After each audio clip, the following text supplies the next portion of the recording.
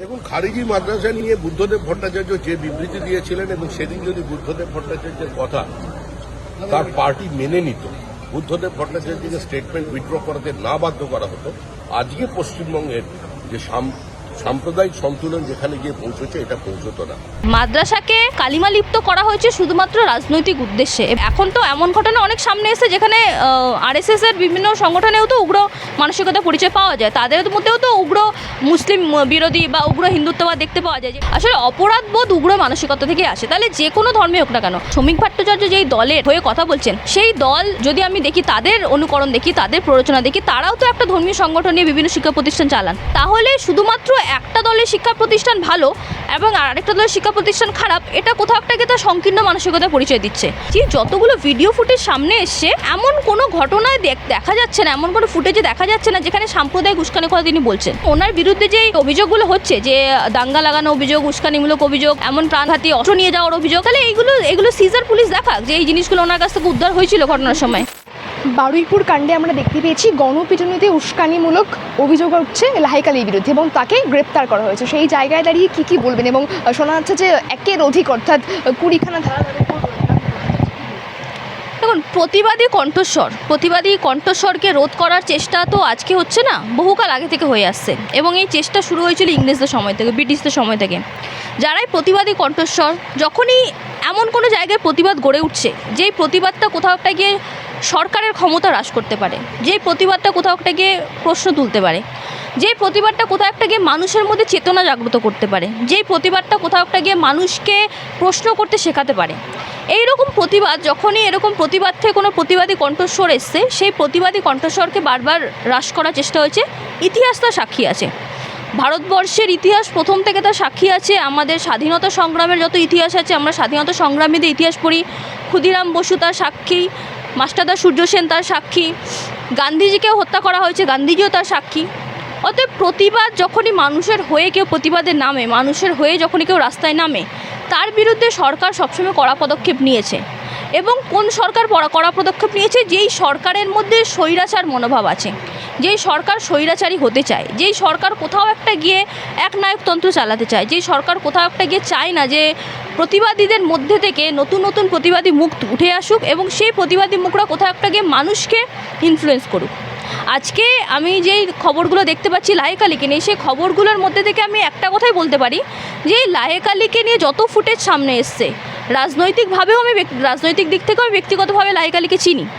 সেইখানে গিয়ে আমি এটাই বলতে পারি, কারণ আমি নিজেও বারুইপুরের মেয়ে, আমি নিজে বারুইপুরের মেয়ে হয়ে আমি কলকাতা হাইকোর্টের আইনজীবী হয়ে আমি এইটুকু বলতে পারি যে লাহেক আলীকে যতটুকু আমি ব্যক্তিগতভাবে চিনি, লাহেক আলীকে যতটুকু আমি রাজনৈতিকভাবে চিনি, লাহেক আলীকে যতটুকু আমি গত 4 তারিখের ঘটনার পর যতটুকু আমি তাকে মিডিয়া থেকে চিনেছি, কোনোদিনও তার বিরুদ্ধে বা তার বক্তব্যে বা তার কোনো রকমের প্রতিবাদের স্বরে এমন কোনো ভাষা আমি খুঁজে পাইনি যেই ভাষাটা আপত্তিজনক, এমন কোনো বক্তব্য আমি তার খুঁজে পাইনি যে বক্তব্যটা আপত্তিজনক, বা এমন কোনো কর্মকাণ্ড তার খুঁজে পাইনি যেটা আপত্তিজনক, যেটার জন্য তাকে গ্রেফতার হতে হয়।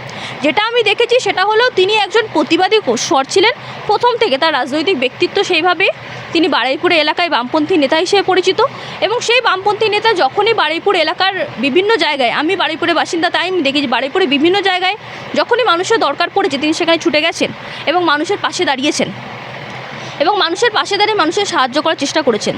এই ঘটনাটি যেটা ঘটেছে, একটি বাচ্চা মেয়ের সাথে গণধর্ষণ ঘটেছিল, লাহেক আলী গেছিলেন উদ্ধার কার্যে, বাচ্চা মেয়ের সাহায্য করতে গেছিলেন, তার পরিবারে পাশে থাকার জন্য গেছিলেন, পরিবারকে যতটা সম্ভব সাহায্য করা যায় তিনি সেই উদ্দেশ্যে গেছিলেন এবং যতগুলো সাম্প্রদায়িক উস্কানির একটি, হ্যাঁ সেই বিষয়টা আমি বলতে চাইছি, যতগুলো ভিডিও ফুটেজ সামনে এসছে, এমন কোনো ঘটনায় দেখা যাচ্ছে না, এমন কোনো ফুটেজে দেখা যাচ্ছে না যেখানে সাম্প্রদায়িক উস্কানির কথা তিনি বলছেন।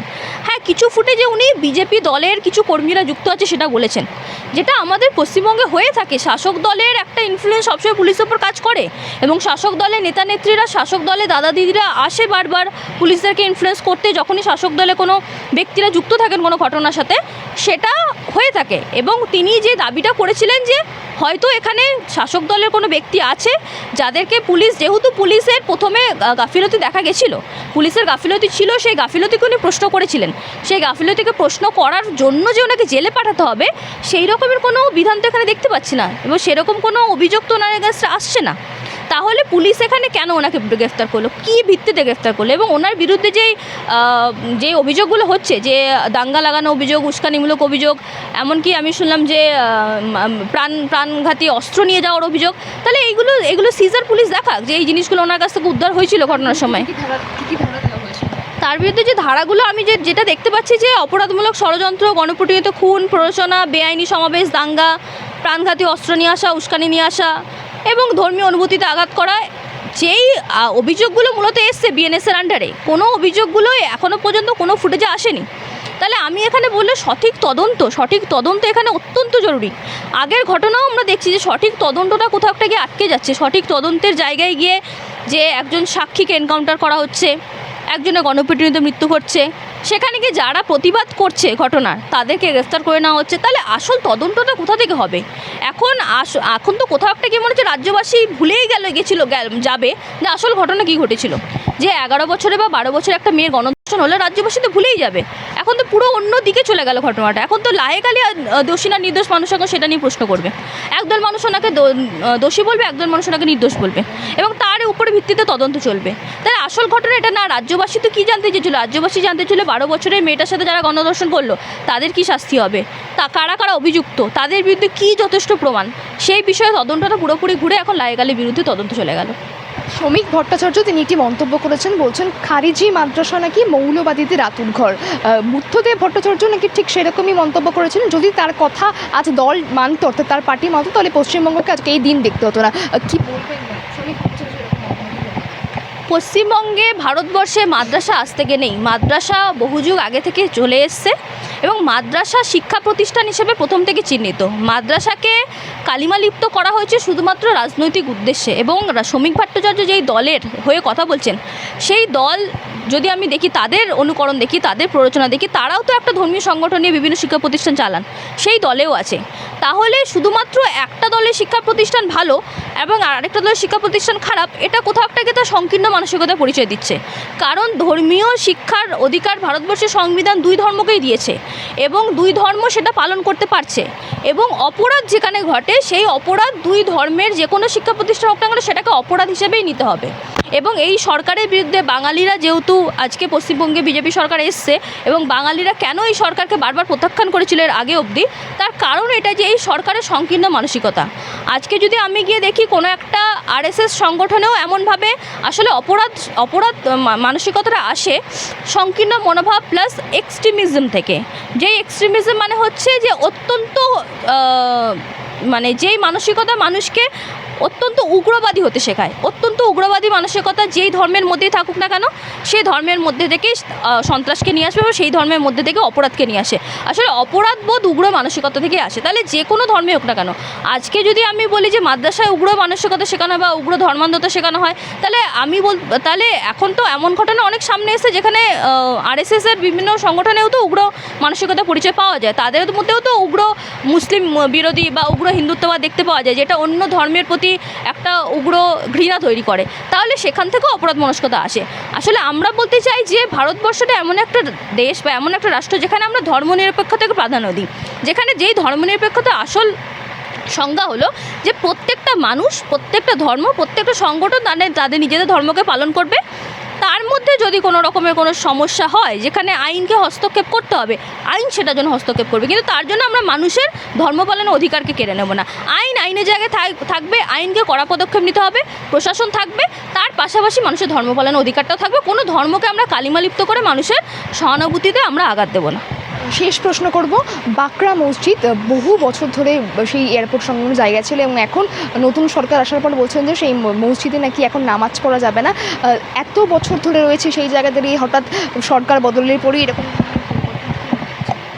তো সরকার বদলের পরেই পরিবর্তনগুলো দেখা যাচ্ছে, কারণ এর আগের সরকারগুলো কোথাও একটা গিয়ে পশ্চিমবঙ্গে, এই প্রথম বঙ্গে বিজেপি সরকার এসছে, কোথাও একটা গিয়ে মানুষ বুঝতে পারছে যে এই সরকার ততটা সহানুভূতিশীল সরকার না মানুষের প্রতি যতটা আগের সরকারগুলো ছিল। প্রথম দিন থেকে এনারা নিজেরাও বলে আসছেন আমরা জিরো টলারেন্সের গভর্নমেন্ট, জিরো টলারেন্স নীতি। তো জিরো টলারেন্স নীতির মানেটা কি? মানুষকে কোনো সুযোগ দেওয়া হবে না, মানুষকে পুনর্নির্মাণের মানুষকে পুনর্বাসনের, মানুষকে নতুন করে জীবন তৈরি করার কোনো সুযোগ দেওয়া হবে না। সরকার মনে করলে মানুষকে ফুটপাতে নিয়ে আসতে পারে, সরকার মনে করলে মানুষকে যে কোনো সময় উচ্ছেদ করতে পারে। এটাই হচ্ছে এই সরকারের মানে স্পেশালিটি বলতে পারি আমরা। তো পশ্চিমবঙ্গের আগে যে সরকারগুলো ছিল তারা মানুষের প্রতি সহানুভূতিশীল ছিল, সেটা আমরা বাম সরকারকে বলতে পারি বা আমরা তৃণমূল সরকারকে বলতে পারি। মানুষকে সুযোগ দেওয়া হতো, বাঙালিদের প্রতি সহানুভূতিশীল ছিল। বর্তমান সরকার এই সুযোগগুলো দিতে চায় না। বর্তমান সরকার জিরো টলারেন্স, মানে স্ট্রিক্ট টু দ্য প্রিন্সিপাল, এবং সেই স্ট্রিক্ট টু দ্য প্রিন্সিপাল আমরা দেখতে পাচ্ছি কোথাও একটাকে প্রিন্সিপাল ফলো করতে গিয়ে আসলে আইন তো তৈরি করা হয় মানুষের জন্য, এবং আমি আইন প্রণয়ন করতে গিয়ে সমাজের একাংশ বা সমাজের সর্বাধিক সংখ্যার মানুষের আমি ক্ষতি করছি, তাহলে সেই আইনটা কোথাও একটা গিয়ে মূল্যহীন হয়ে যাচ্ছে। অতএব আইনকে আমাদেরকে প্রণয়ন করতে হবে, কিন্তু তার পাশাপাশি দেখতে হবে যে মানুষের যাতে ক্ষতি না হয়। তো এখানে আমি এটাই বলবো যে একটা মসজিদ, আমি বলবো না কখনোই যে মসজিদকে রাখা দরকার, এয়ারপোর্টকে মানে এয়ারপোর্ট হোক বা যে কোনো সরকারি সংস্থা হোক বা যে কোনো সরকারি জায়গা হোক, বা রেলের ক্ষেত্রেও আমরা সেটা দেখেছি।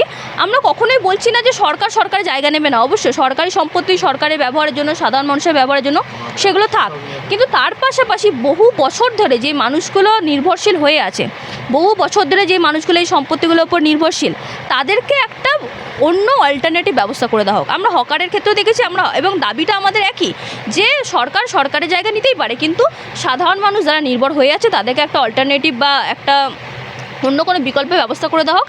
এখানে মসজিদের ক্ষেত্রে আমি সেটাই বলি, যেহেতু বহুদিন থেকে আমি যেটুকু সোর্স বা যেটুকু রিপোর্ট পেয়েছি, বহুদিন থেকে সেই মসজিদ প্রচলিত ছিল, সেখানে একটা ধর্মীয় ভাবাবেগ সেখানে আছে। সরকারের দায়িত্ব মানুষের ধর্মীয় ভাবাবেগকে রক্ষা করা, কারণ একটা ধর্মনিরপেক্ষ দেশে, একটা ধর্মনিরপেক্ষ রাজ্যে যখন সরকার সংবিধানকে শপথ রেখে ক্ষমতায় আসছে, সরকারের দায়িত্ব সে যে ধর্মেরই মানুষ হোক না কেন তাদের ধর্মীয় ভাবাবেগকে, সহানুভূতিকে রক্ষা করা, একটা বিকল্প ব্যবস্থা করে দেওয়া, তার পাশাপাশি সরকারি উন্নয়ন করা, এটাই সরকারের দায়িত্ব হওয়া উচিত।